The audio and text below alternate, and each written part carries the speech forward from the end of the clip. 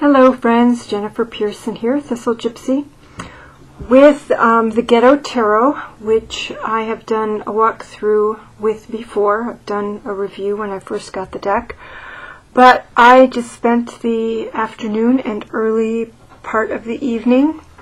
Are you going to be naughty over here?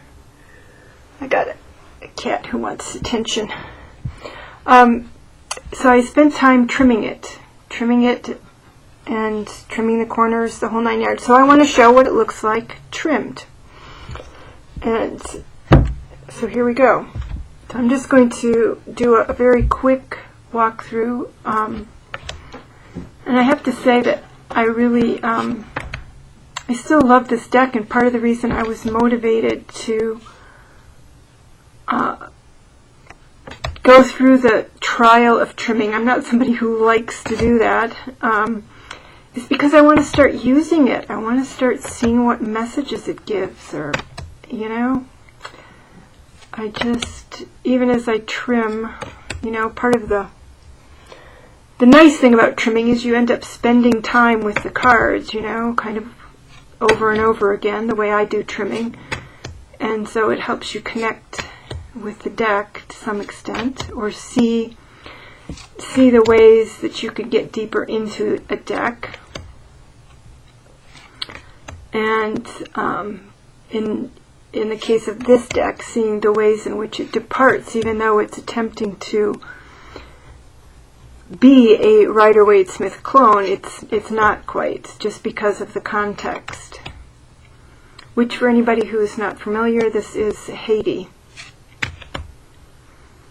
These are artists in Haiti who are helping another artist from, I think, Belgium, maybe, or the Netherlands.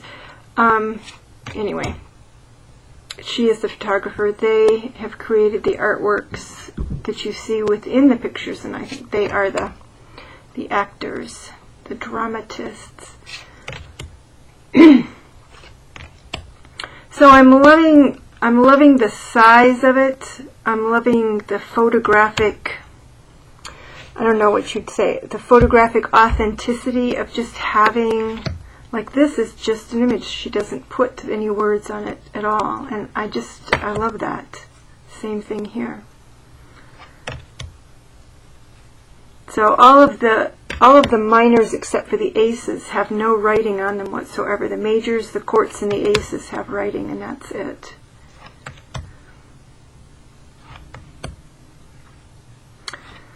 So yes, Ghetto Tarot, freed from its borders. And, you know, I am not somebody who worries a lot about borders. They don't bug me particularly, except that these cards were huge, and I just could not handle this deck at all without taking the borders off. So I've had it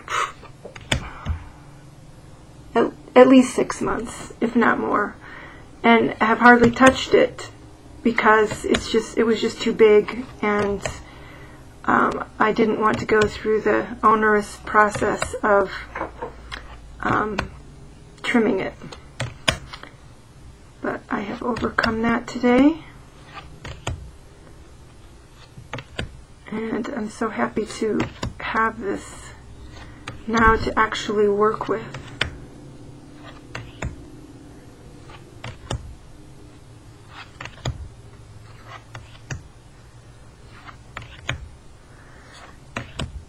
Simon over at Two Spirit had done a while back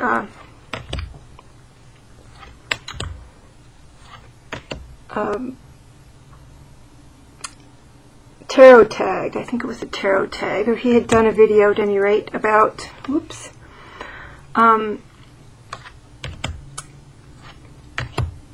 soul decks. Soul decks. And I kind of wonder if this won't be a soul deck for me. I wonder. And so soon, by which I mean a couple of months, I'll know. So here they are trimmed. You know, I'm 5'6", and nobody accuses me of having small hands, you know. So even trimmed, they are large cards and a large deck. And you know, I know as a photographer, you know, I'm sure that was part of it. You know, she wanted to display her photos, and so she, you know, put them on large. She wanted large images, and I understand, but if people can't use it, it's not going to get out there. This is the backs, and zero interference with the backs trimming. No interference whatsoever.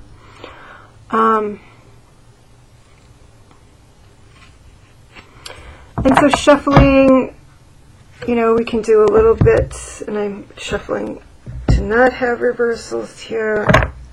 I didn't think about it right as I was getting prepared to do the video, but previously I had thought about it, of doing a spread with these just right here and now. So I can almost, it's not very comfortable for me. I have tendonitis in my hands, so it's not very comfortable doing a side shuffle, but certainly this. And somebody with strong hands, I'm sure that you could do a much better riffle shuffle than I do, you know. But I can still kind of do it. All right. So let me see. Let me get out the 365 tarot spreads and see. Today is the 20th. It's the 20th. Friday the 20th of October. Oh my goodness, the Devil card spread. Well, why not? Why not? We'll dive in. As I always say, I have a long-standing relationship with the Fool. We'll just dive in. So, looks like 8, and so it's all the different elements of the Devil card. And so, here's how she's interpreting. Well, let me read it for you. This, by the way, is 365 tarot spreads. You can't see that. 365 tarot spreads by Sasha Graham. And so, number 1 is inverted pentagram. How am I different? 2, the hand gesture. Where have I been misled? Number 3, the lovers. Whom do I dominate? Number 4, nudity. Where am I most vulnerable? Number 5, chains. What binds me? Number 6, torch. What passion burns at my soul? Number 7, bat wings. What has gone awry? Number 8, horns. Where do my animalistic instincts lead me? All right. Well, see if I can leave this open. Maybe, maybe not. So I might. All right, so here we go. So 8 cards. So what I'm going to do is I'm going to do a little shuffling here.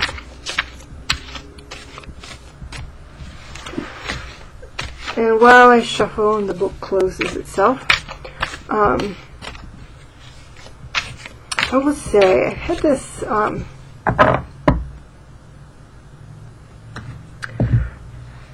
urge the other day. Actually, I was doing something called theta healing and got this message. I should probably talk about theta healing sometime, but I'm not an expert, so I'm the fool. I dove in, and it's and I'm doing it in my herky jerky fashion. But anyway, so I got a message to create a labyrinth on my property. So I've kind of been in the process of first I kind of plotted out the design because I don't have a place for a traditional circular labyrinth. But so I did some studying online and kind of understood the basic idea behind the pattern, where you get near to where you want to go and then you get further away, and it's all one continuous line to a specific location, and then the return trip. So I'm just sharing that because why not? While I'm shuffling here. And so I've kind of got the pattern set, and I walked it once out, but I got all discombobulated walking back, and I really don't have the financial means right now to get stepping stones or any kind of boundary, path boundary kinds of things, and so I may just walk the pattern without that. Since I have limited space, there's not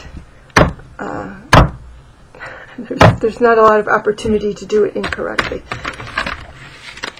Alright, so let's see here. The Devil card.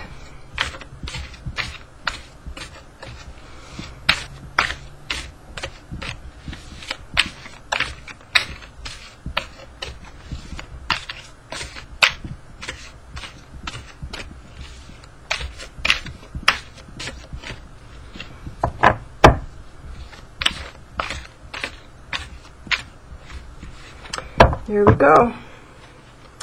So there's no, did she have a particular layout here? Well, she kind of had the Devil card in the middle. For simplicity's sake, I'm just going to do 1, 2, 3, 4, 5, 6, 7, 8. So number 1 is, how am I different? Well, this is very interesting. And again, these cards are a little different. So this guy clearly is not stealing these because these guys in the background are watching. So, in a sense, this is sort of like the Fool card. He's seen some machetes. To me, this is how I interpret this card. He's seen the machetes. And unlike the guys in the background there, he sees a way to use them. And he's like, well, if you're not going to use them, then I am. And so he doesn't look like he's tiptoeing, and I don't think he is. So he's just taking what he needs and he's wandering off. So maybe one of the ways that I'm different is my initiative. And certainly, well, not all the time. I do ask sometimes, but sometimes people are surprised. And I'm thinking in my work environment that I will ask for certain things. It's like, oh, well, we didn't think that was even possible. I said, well, I asked, And I definitely have been guilty of doing something and asking forgiveness later. But I don't know that I'm all that different in that regard. One thing that's coming to me here is how I'm different is a desire to shape things. It's like, what are you going to do with those machetes, with that cutting edge? What are you going to do? But again, other people, I don't feel like I'm really all that different.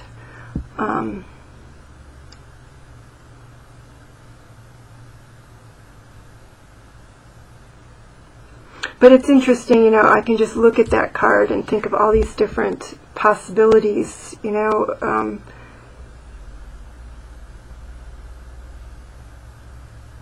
If you think of swords as truth, gathering the truth,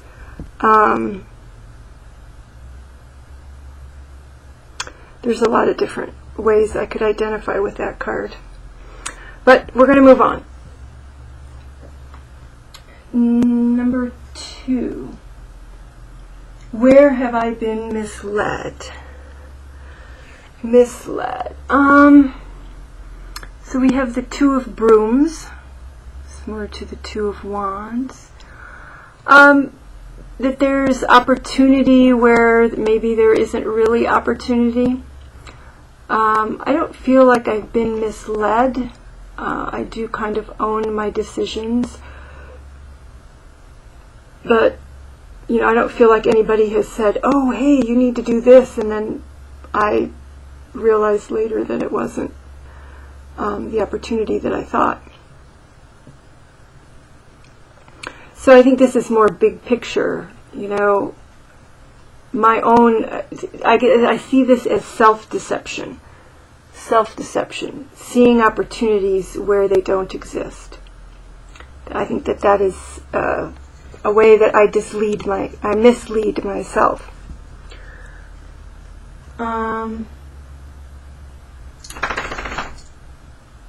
So, number 3, whom do I dominate?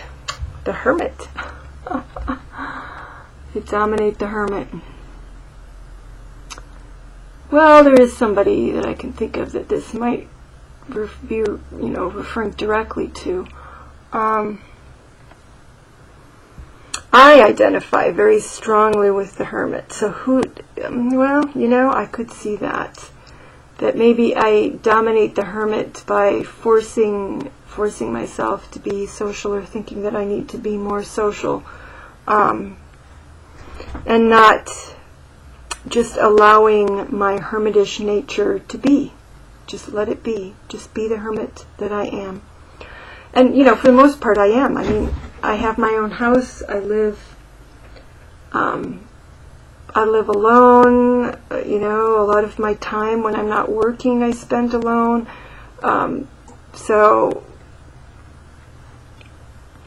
But there are ways in which I could own it even more. My goodness, my terrier and my tomcat are really getting exciting here. What's going on, Zippy? All right.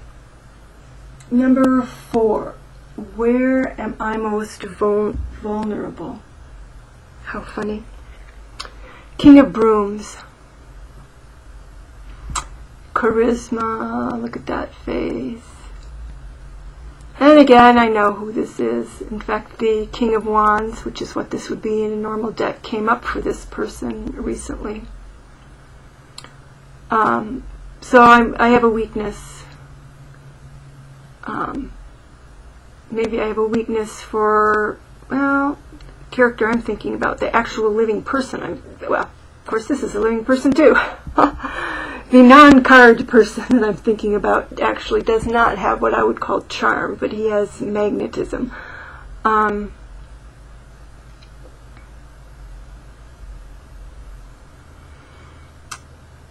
So I can see myself as being vulnerable in that regard.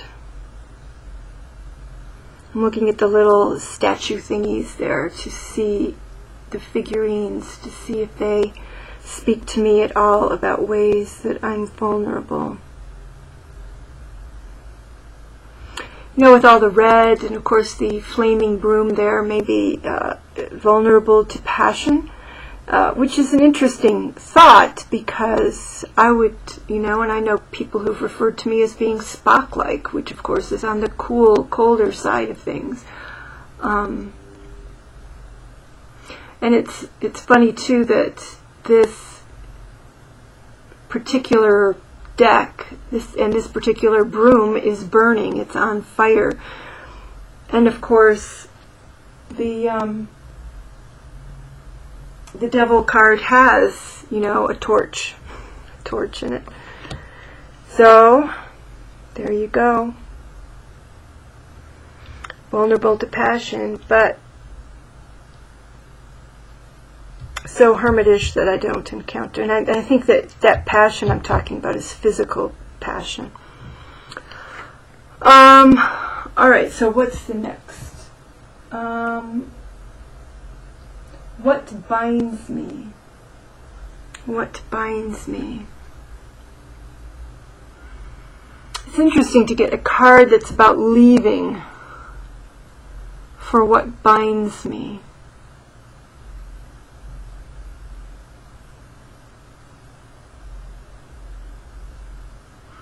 So maybe I can change the word bind to control. And this is ending up being sort of a relationship reading, at least some of the cards, which is appropriate for the devil.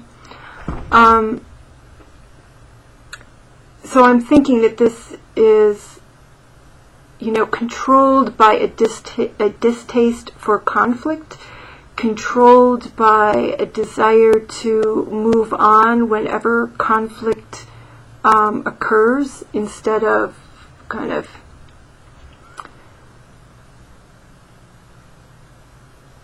leaning into the hostility. I don't lean into the hostility. And it's not that I can't duke it out. I can do that. It's just distasteful to me. It's distasteful to me. And it's like I would just as soon leave. Take my inner child and my swords and move on and find someone who doesn't want me to take out my swords. Alright, so the next one, more swords. Maybe I'll be able to cut myself free here. So, number 6, what passion burns at my soul? Well, how can the 4 of Swords burn at my soul?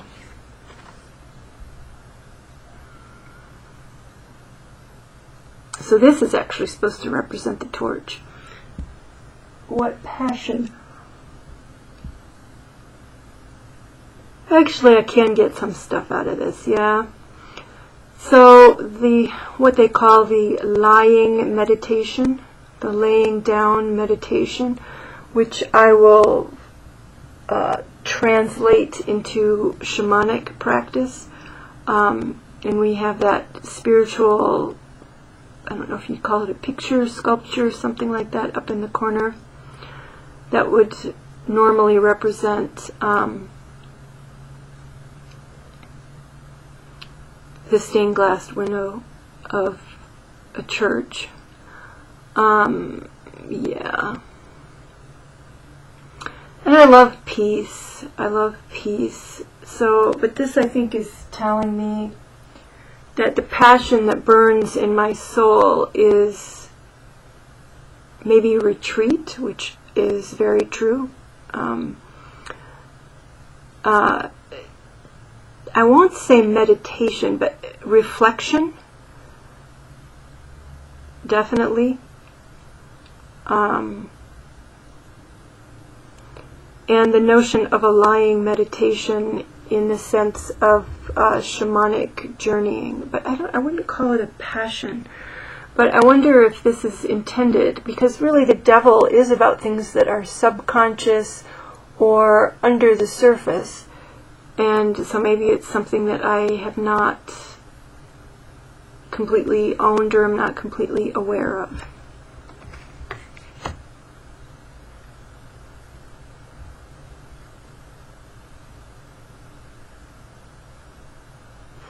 I could also see this card as a passion for challenges, because each of the swords here represents a challenge. And it kind of refers back to this here. Each of these swords indicates a challenge that has been attempted, or that's the way I see it, as attempted. You could say that they're ones waiting to be taken. But I can see, passion for challenges, and then you rest and recuperate, and then you're meditating kind of on the next challenge.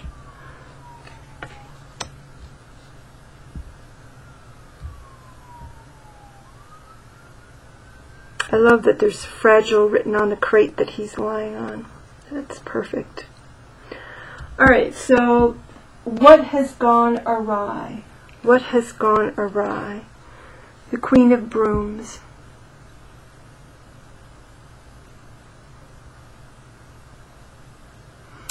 I could see that in terms of, if you think of her as an intellectual, I would say that things have gone awry that way. But look who we have here. Where I'm most vulnerable. And what was this? What has gone awry?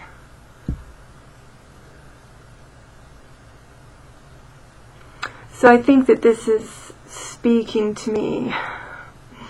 It's speaking to me beyond the spread that I'm doing. And so maybe where I'm putting my energy, and actually with my Lyme disease, energy period has gone awry for me. My vitality has gone awry, physically, health-wise. So there's certainly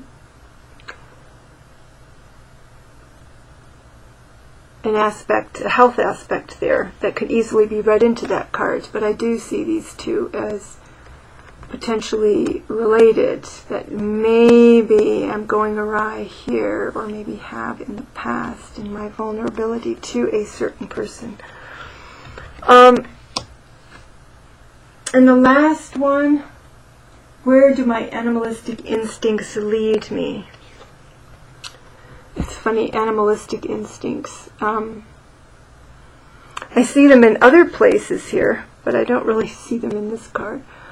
This, to me, competition, and I am not a competitive person.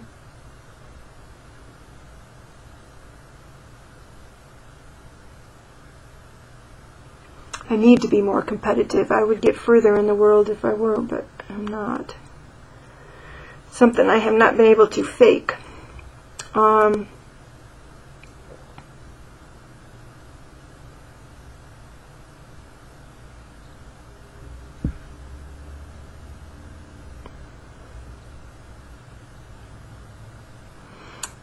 Maybe toward achievement, I don't know.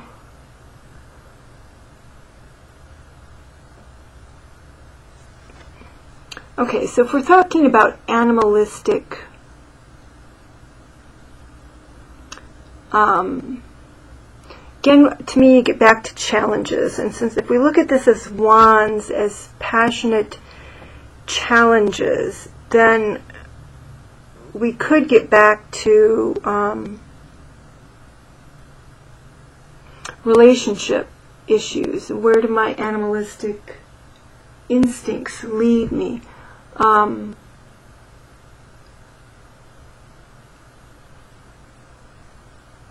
If we look at if we look at the people here, it's, these guys don't look like they're terribly into even their acting here. It's like, why are we doing this? This seems kind of stupid. But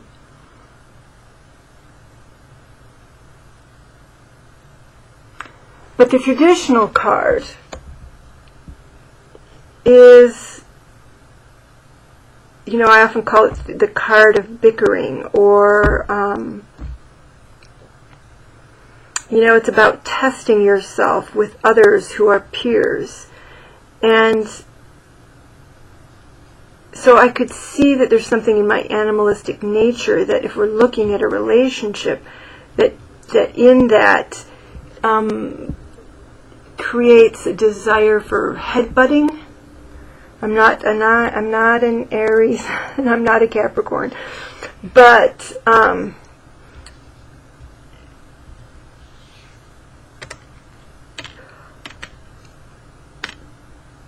if we can, if we talk about animalistic energy toward confrontation, or you could even look at it as teasing kinds of energy.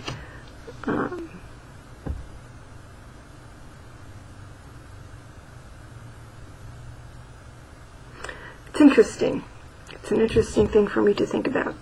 So, what did I learn from doing this spread with this particular deck?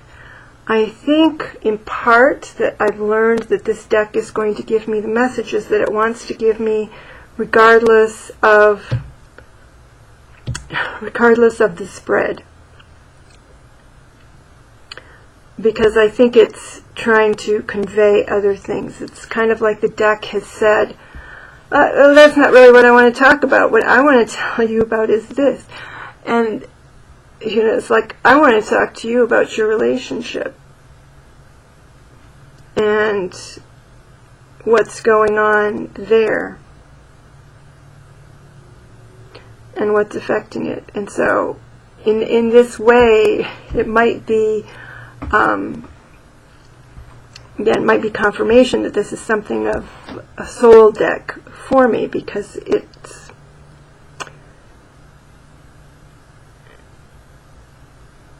again, it's deciding. It's like, I know what you really need to address here. I know what you need to clean out. I know what you need. So forget this. It's kind of saying, okay, we'll do this devil spread, but that's not what I'm talking about. But embedded in that is going to be these messages that are saying, okay, so you want to go away and you want to just be at peace. But you're going to return, and there's going to be bickering, and you're going to sort things out. What's the next card? Give and take. Alright, so there will be more of a balance, supposedly. You can either that or the bickering is about, which is true. There's some of that has gone on, and so, and King of Pentacles. Alright, so we'll see. Going from the King of Brooms to the King of Pentacles, I think it's the same person.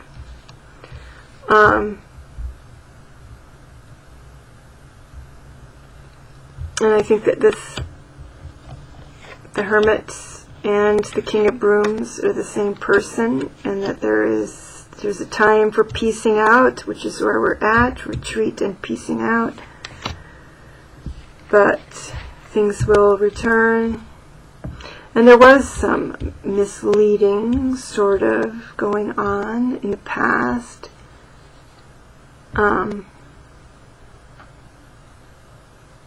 And maybe the way that I'm different in this particular relationship is that I do have swords, and I think this person is not used to somebody who has swords.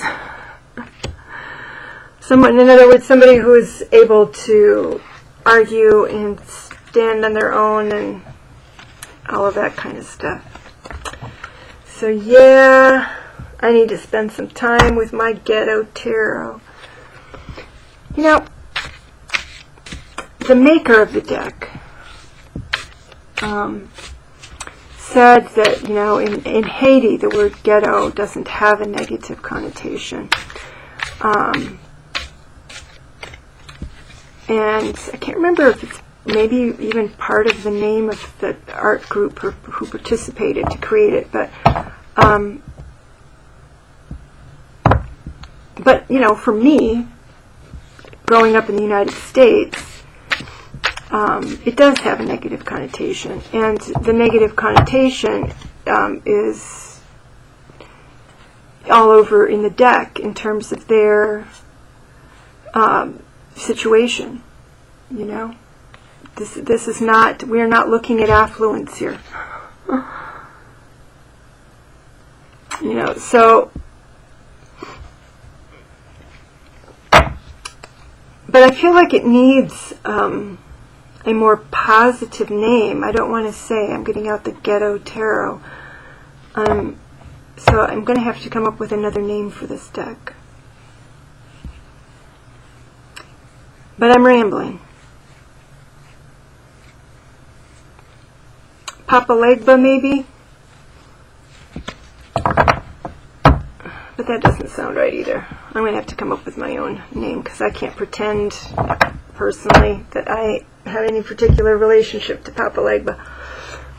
Alright, so I've rambled long enough. I hope this gives people just another look at the Ghetto Tarot independently produced deck, and how it looks trimmed, how it potentially reads.